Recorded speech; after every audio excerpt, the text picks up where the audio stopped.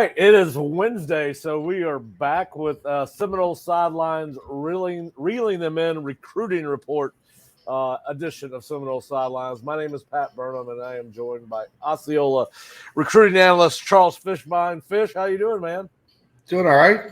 All right, we got a lot to talk about. KJ Bolden, LJ McCray, the commitment of 2026 prospect Trey Bell to Florida State last night. We got comments from some of the players that Florida State had in over the weekend we want to talk about. Obviously, there has been some commitments on some prospects that Florida State was recruiting and decommitments. We'll talk to Fish about those guys, see if he thinks Florida State is still in it with those guys or would have interest. But Fish, before we get started, I think we got to start with what everybody in college football is talking about, and it's down there in your neck of the woods. I have not gotten a chance to talk to you about the misery that was Miami on Saturday night when they decided to run the ball on 3rd and 10, 33 seconds to go. Mario runs it. They fumble. Georgia Tech scores in 2 plays. Has that settled down in Miami? Has the talk of that settled down? What are some of the things you are hearing from just the guys you're around, and what were your thoughts on that? First off, I felt like it was deja vu. I kind of was tired.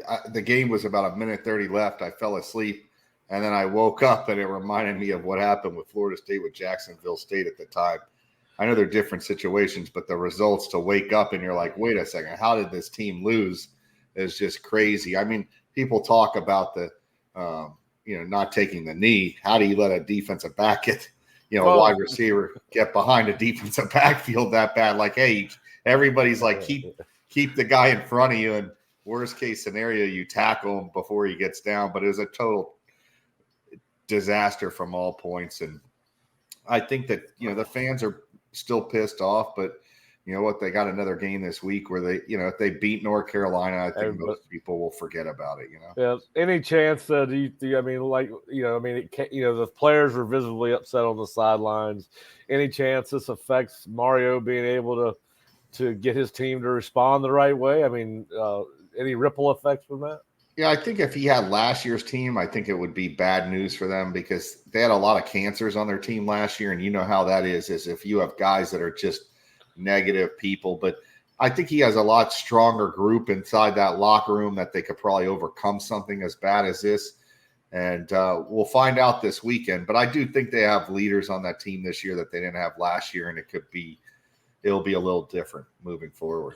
All right, well, let's jump into it on some of Florida State's recruits. They had a ton of guys in this weekend for Virginia Tech, including KJ Bolden, Luke Cromenhawk, Ricky Knight III, all three. Obviously, those guys are committed. I believe Jaden Todd was here, Jonathan Daniels, although we didn't get a chance to speak to all of those guys. We spoke to some of them.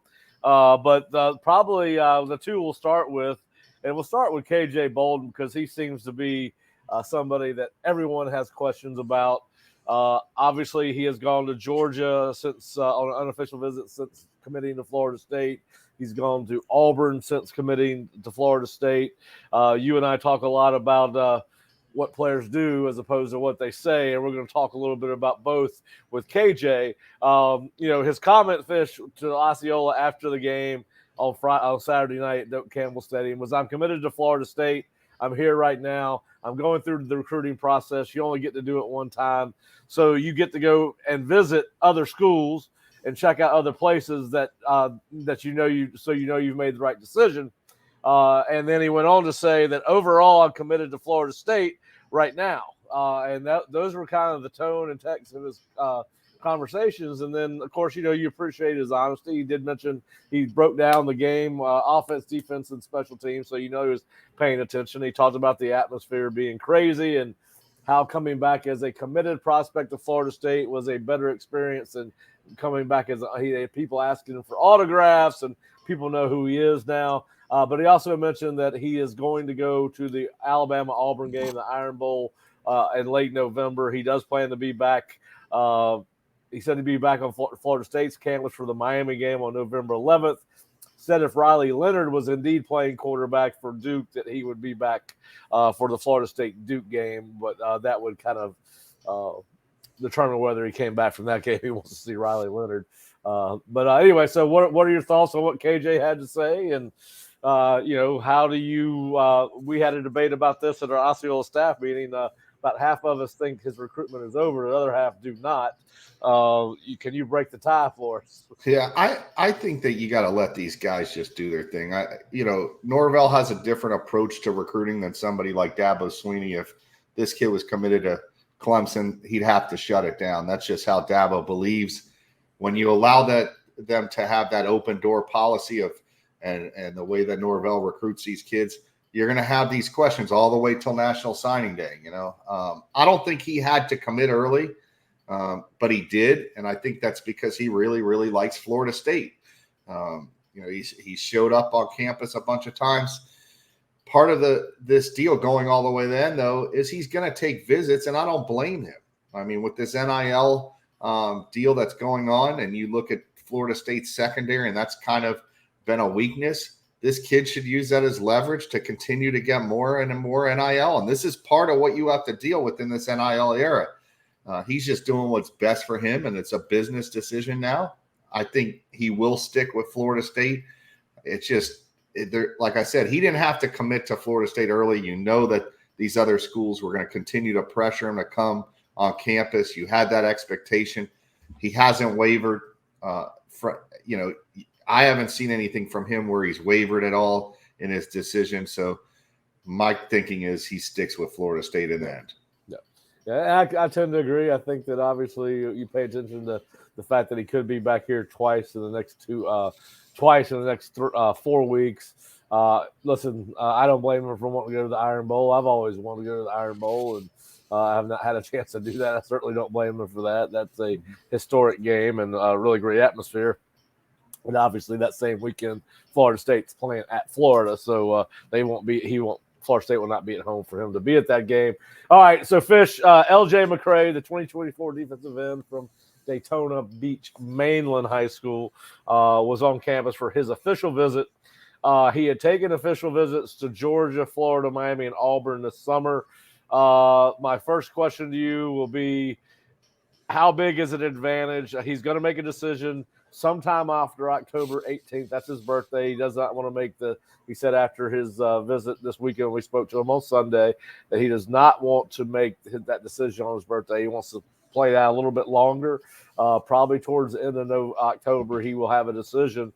But first of all, how big do you think it is an advantage for Florida State to have that last official visit, because he says he's not taking it anymore. He does not take an unofficial visit at this point until he makes his decision anywhere else. So what do you make of Florida State having the only in-season official visit and the last official visit?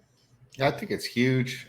You want to leave be the one that leaves the last impression on the kid.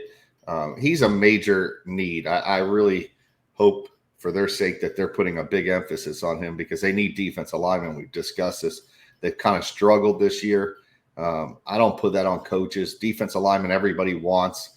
A lot of times it's just where a kid's located and certain situations that help you out with those type of players. But let's be real. When you're a big-time D lineman, you become a major priority. I mean, every time after signing day, coaches are like, hey, do you have a pass rusher? Do you have a tackle? Like, those are the unicorns of recruiting. And this kid's got all the skill set to be a very good defensive lineman at the college level. So I think that getting him on campus last, being able to get your hooks in him and sell the importance of how important he is to their signing class, I think it's good for Florida State. Yep, and I do too. I said it. I think it usually is. And it doesn't guarantee anything. No, we see it. See that every December and January, February, for that matter. Now, listen, he seems to be a very grounded kid, Fish. He has no real tells when you talk to him about. I know we tried to pin him in on, hey, we know you've taken 5 visits. Are you down to 3 kind of thing? And he said it's definitely 5 right now. I might come down in a couple of weeks and narrow it down, but as of right now, it's definitely all 5. But he did say about FSU, they've always been up there. definitely wouldn't have taken an official visit if I wasn't serious about it. So it was just getting up here and seeing it one last time before I make a decision. He talked to Mike Norvell. He said he liked the way Florida State creates mismatches for its defensive linemen. They definitely talked to him about using them across the entirety of the defensive line. Should he come to Florida State, obviously determined on situations, which means, listen, they probably got some plans to use him as an inside pass rusher as he, in certain nickel situations. But listen, he did say that honestly, his comment was honestly, it was a little bit better than I expected. Talking about the official visit, I've been here multiple times. It was good to spend time with the players, alone, away from the coaches, and just building relationships and see how the people truly were away from the football facility. They did pair him with KJ Kirkland and KJ Sampson, both true freshmen on the defensive side of the ball. Those kids told him that they've really been enjoying their time at Florida State, and it's pretty much the same thing as what they were getting what they were told is what they're getting since they've been here. So just your thoughts on what LJ had to say, and how do you – I mean, it's hard to read the tea leaves with him, right? I mean, it's I think – his father was a high school football coach, and he's been through this process a bunch of times with top-rated recruits when he was at Boyd Anderson High School. I just think that means a lot with this kid as far as recruiting, that his dad's probably told him, listen, you don't want to really put out one school or another, just because he wants to keep it open, probably keeps away from the negative recruiting. The dad probably figures out that there'll probably be negative recruiting if the kid says one school leans this way or that way. So I think the kid's handling it the right way.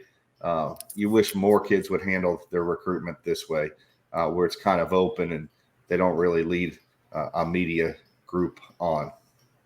Yeah. Well, listen, it's I think everybody's anticipating. I think everybody will be parsing tweets and everything else the next 3 weeks until he makes his decision. But we will keep you posted on what we learned about that. But I think it was, as you said, Fish, I think it was a good for Florida State to get that last visit, because it is the last thing the kid's going to remember. And the other part of that is the other official visits had not, they took place back in June. So they're way off. So he will remember the Florida State visit a little bit clearer than the others. All right, so Fish, Florida State did reel one in last night. They got the commitment of their second 2026 prospect, Darrell Bell, the third, Trey Bell, a safety wide receiver from Goldman High School down there in Miami. You don't want to overhype a 2026 commitment, because so much can change with the recruiting process. Now that he's committed to Florida State, as a sophomore, he may get more attention and will get more attention because of that, if there were some schools that weren't aware of him. But he's down there in your neck of the nape. What are your thoughts on Bell? I really liked his film, but you've seen him in person, and, do you think he's a safety, a wide receiver? Too early to tell? Yeah, well, he's one of those guys that's versatile enough to play on both sides of the ball, and I like taking these type of recruits because you sign them and worry about where to place them later. He comes from a program that's never had a Division I prospect. The coach there has done a phenomenal job. When I first got in this business, Goldman was basically everybody's homecoming queen. They go out and beat this team 70-0, and where that program has come, that they've got a Division I prospect that's going to Florida State. If you had ever told me that over the last 15 years, I would tell you you're lying. So this kid's a very good football player. He's done it at the highest levels of, down here where they're at, and he has a chance to be a very good football player at the next level as well. Yeah, I usually don't get excited about 2026 kids, and I had not seen this kid's film, and I did watch it, and he does not look like a 10th grader. He's an explosive player, good size. He's listed as 6'1" or 6 foot, depending on who you're researching him on, what service. And let's see, he runs really fast. He's very explosive. Seems to have some natural instincts as the defender, just finding his way to the ball. Physical when he gets there. And obviously he's got natural ball skills on offense. When you watch his film, that makes some incredible catches. So listen, you don't ever know how these things are going to go. He's over 2 years away from being able to sign with Florida State. So we'll see how this transpires over the course of the next couple of years. But as you know, Fish, these recruiting cycles are faster than ever. Hope the NIL will probably slow some of that down over the course of the next couple of years, but certainly a big get for Florida State. They were excited about it, as you could tell from all the tweets and retweets that the staff did after Daryl or Trey announced on Monday night or Tuesday night that he was committing to Florida State. So he joins Dexter Carter's son as the second commitment, I believe, for 2026. But never too early. The recruiting process is ongoing always for all the we don't want to make too much of it, but we did want to let you know that they had gotten a commitment from Mr. Bell, and we'll see how it goes over the next couple of years. All right, so we had some other prospects on campus this past weekend. Listen, I watched Kai Ellis, the 2026 offensive tackle prospect from Cartersville, Georgia, just because of after I was watching Trey, I just said, well, I'm going to watch more 2026. I don't know if you've had a chance to watch him. Kyle Ellis, 6'4", 290. He's a prospect that I really like that was here on campus. His sophomore film is unbelievable for an offensive lineman, and of course he's huge for an offensive lineman, physically gifted. But he had a good time. It was a great atmosphere at Doak Campbell. FSU ran the ball amazing, and I love the family feeling. We get that a lot on these visits from these kids, Fish. But probably the more important offensive lineman that was on campus was Zaire Addison, 6'5", 270, four-star offensive tackle for 2025 from Tampa's Sumner High School, or Riverview, Florida, Sumner High School. The offensive line took a big step in this game, and the run blocking, from the run blocking standpoint, there was not much pressure for Jordan Travis either, as they were good in pass protection as well. The environment was great, and Coach Alex Atkins and his group showed great hospitality for me and my family. I'm glad I came back here for a game. Go Noles. Florida State is rolling, and the team will go as far as what the offensive line will take them. Just I know that you are a big fan of Addison's. What are your takes on the importance of getting him to campus for a game? Yeah, you're talking about one of the top 2 or 3 linemen for the class of 2025 in Florida, and he's one of the. It's a good year actually for linemen. Was very good at the Under Armour and Rivals camps earlier this year, so that's where he got his big jump in the offseason. Camps are great, but now he's doing it on the field as well. He's a good-looking prospect. That's what you want guys to look like when they're heading into their junior year. He's going to be a big kid. He's built the way you want offensive lineman built, very big in the lower body, powerful, has all the physical tools, and he would be a very big get for them in the 2025 class. Yeah, he had some impressive offers, as you can imagine, being, as Fish just said. Obviously, another 2025 kid that they left an impression on was Taevion Swint, the running back from Osceola, Kissimmee, Florida, 4-star, 105 national, 12th in the state, 8th best running back in the nation for 2025. Fish, his quote, "This is my favorite team," and he meant growing up. They got my eye open for when I come back. So obviously a kid that's committed to UCF. He's already planning on coming back. He got to witness Trey Benson break the rock in the locker room and really enjoyed his game day experience. I did go back and watch a little bit of his film again this morning. He kind of reminds me of a smaller version of Trey Benson. He's listed as 5'10". I don't think the kid's 5'10", but I think he's a little bit shorter than that. But he's compact. He's a physical running back. He's got the ability to make people miss, but it will run over you too. But just where do you think he sits on Florida State's board for 2025, and what does that experience? Does that experience help Florida State if it's somebody they want to pull the trigger on and take a commitment from? Yeah, it definitely can't hurt. He comes from a program that kids are usually tougher than. I don't want to say certain parts of the state of Florida are softer than others, but he comes from a program that believes in running the football. They've always been physical. They'll pound the ball in there. So his size, even at his size, he runs hard. He's a physical back. I think it'd be good for them. I think they need 2 backs in this class. I think Benson's gone. There's always a possibility that, at some point, Toa Philly, he's either loves Florida State so much that he doesn't care where he's on the depth chart, but I could see him looking for another opportunity to start somewhere at another program if he doesn't get a chance to start this year. So they could have some attrition there, so they could need a couple backs in that class as well moving forward. In 2025, you're talking another year that guys that are on campus now too will be gone. Toe Philly would definitely be gone at that point as well because he's going into senior year. Yeah, another kid we want to talk about that was on Florida State's campus in June for an official visit was Jalewis Solomon, the athlete, the DB wide receiver from Schley County High School in Ellaville, Georgia, committed to Auburn in August, decommitted yesterday. Is this a kid that you would like to see Florida State go back in on, or do you think they'll go back in on him? I believe they were recruiting him as a DB.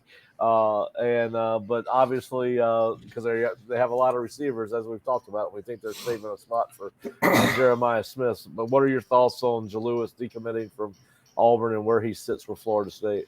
Yeah, Florida State could, if they're looking at him as a DB, I would take him. I think they need to improve that room. We've seen, especially this year, guys have not lived up to the what we thought they would do. They need to improve that room overall. They've done a very good job with this class, landing Bolden. You land a kid like this, you land a Jabari Howard. All of a sudden, these guys come in and you infuse all that talent. You could have a much improved defensive backfield all of a sudden next year where you don't have to wait or even take kids out of the portal. These guys, it's already been shown with Conrad Hussey. If you have talent and you're good, you'll get on the field. You can make an impact right away. So I think that adding a guy like a Jalewis Solomon would be another great addition. They need more DBs. With the way all these teams throw the football, the spread offenses, you can never have enough defensive backs. Yeah, well, and listen, Conrad Hussey, I think he just played his way out of a red shirt on Saturday because that was his fourth game appearance of the season, and he played 26 snaps, which is about 40% of his snaps for the season, if I'm thinking right, if I remember correctly. And he played really good, and I think that you're right. I think that they need to keep him rolling. All right, so another kid that Florida State was interested in. That there was a lot of chatter about because he decommitted and plays with a Florida State commit. But Ny Carr, the wide receiver from Colquitt County High School, who plays with tight end commit Landon Thomas. Obviously, when he decommitted from Georgia, there was a lot of question about whether Florida State might be involved. You're a huge proponent of show me where you are, not what you're saying. And this is a kid that obviously had a chance to come to Florida State, ends up at the Miami game, and ends up committing to Miami that night. Do you think it's over with Ny Carr? Do you think Florida State's got any interest at this point, or would go back in on him? It seemed like Florida State was, I don't want to say slow playing him. It seems with their need at wide receiver right now, I don't think there's that big of a need. He's more of, an addition to an already very good wide receiver class. Remember, you have the guys from last year, Vandreas Jacobs, Hakeem Williams. Now you have McCoy in this year's class. You have some of the other guys that they've brought in this year's class. They've got a lot of these guys that are similar. He fits kind of the same mold as some of the receivers they already have. So I think it's more of let's wait and see what happens the rest of the year. They could always probably, recruit this kid all the way to the end, send him an NIL thing, not a national letter of intent on signing day, and pull the kid on signing day if they really, really wanted him. I think Jeremiah Smith, I've said all along, is their number one priority. I think the kid that committed at Texas A&M, Cam, he's another one, Cameron. Those two guys I think are probably at the top of their board and what they're willing to wait out for. And if this other kid, they want him, and then they could probably pull him if they kind of still show interest between now and National Signing Day. All right, and one more 2025 kid. Just saw this come across this morning that he was here this weekend. Is 4-star wide receiver prospect Koby Howard. He's 6'1", 174 down there in South Davie, Florida, Western High School. But originally from Pensacola, and Florida State had offered him there. But he said FSU was awesome. I had a great time hanging out with other big-time recruits in the 24 and 25 class. Coaches always show mad love whenever I'm there. Their message is always keep doing what you're doing and put in the work. They're going to keep recruiting me hard to the very end. I'm the number one guy on the board, and they have been with me from the beginning, even through my injury. They never wavered. So what are your thoughts on Koby Howard as a player? And obviously he's a Rivals top 250, rated the 193rd best player overall in the class of 2025. What's crazy is Koby was a Pensacola kid. I believe he's now at Western High School. Yep, he is. I don't know how a kid from Pensacola ends up in Davie, Florida, but this is called school choice. You get to choose whatever school you want. I mean, he may as well chose Key West High School to really go the furthest away from where he lives. Koby's a very, very good athlete, very good football player. You know, he was injured at the Miami camp a couple of years ago. Everybody was wondering if he would ever play football again. He's continued to play and play at a pretty nice level. I think he is another player I really like. He's another guy that can play on offense or defense. You can never have enough of these kids. We talk about it all the time. You want skill kid. You don't want to recruit a safety, and that's all he can ever play. Because if he can't play anything else and it doesn't work out, he's not going to make it. So if you could find these guys that could play wide receiver, corner, safety, you're going to find a position for them once they step on campus. They'll find a position. That's why these guys are so valuable and versatile, because they play multiple positions in high school. You know that when you recruit them, that you don't have to worry about where to put them until they step on campus. And if they're good enough, they'll get on the field at one of those positions you recruited them to. Yeah, the good news for Florida State is it looks like he is going to South Bend, I believe, this weekend to watch Notre Dame and USC. Obviously, he's a national recruit, but he did say that he plans to be back for both the Duke and the Miami games. So obviously, Fish, that goes back to what you and I have always said is show me where you're at, not what you're saying, and so show me what you're doing, not what you're saying. So listen, it was a big weekend for Florida State. We will. Fish, before we get ready to go, obviously what we'd like to end with is anybody else that you're keeping an eye on, anybody that we've missed today that you think has an update that warrants mentioning? No, I think right now we've gone over all the guys. I mean, the one kid I think eventually over the next couple of weeks may pull the triggers, the Howard kid out of Norland High School. He's a big-time recruit for them. He plays in the secondary, so I think he's someone that you could look at in the next few weeks, possibly making his college choice. Florida State needs DBs. We discussed this. He would be a very good addition to a DB class that could end up, top 5 in the country if some of these guys decide to go there. Yeah. Well, listen, it's never a slow time for recruiting, as we can tell. We talked about guys from 2024, 2025, and 2026. If you're not an Osceola subscriber, please go to the Osceola.com or FloridaState.rivals.com and check us out. The YouTube content is free.